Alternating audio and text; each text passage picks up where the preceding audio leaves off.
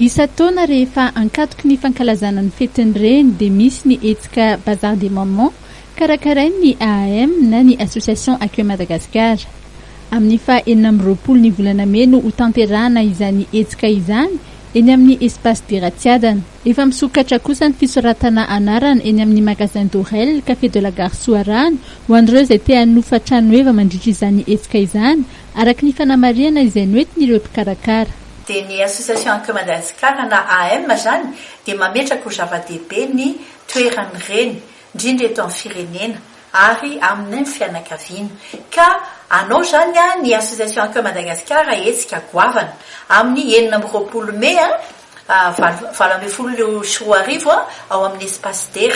Zany hoe ny Association Accueil Madagascar zany izay noforoniny Ramatoa Marie-Jeanne Rardzone efa maty moa izy dia miroborobo satria manao asa sosialy, manome zavatra ho an'ireo jamba, ireo marenina, ireo ankizy kely ao anatin'ny fanarenana, mivoany cancer, ny tsy salama, maro samihafa ny antony be antitra.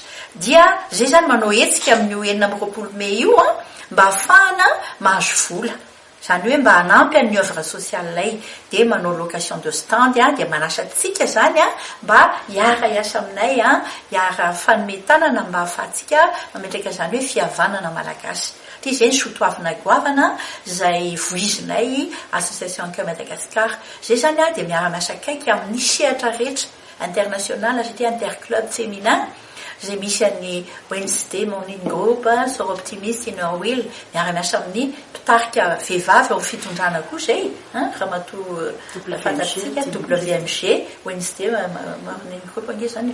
Miara-miasa amin'ny Inner Wheel, miara-miasa amin'ireo rehetrarehetra zany hoe zahay zany noho ny fihavanana dia tsy miady amin'izany izy. Mety zavatra tsy apositsika mihitsy nisy eo ohatrany saveur de la sava. Maneho hatrany ny fihavanana izay anisan'ireo soatoavina voizin'ny Association Accueil Madagascar ny mpikambana ao aminy.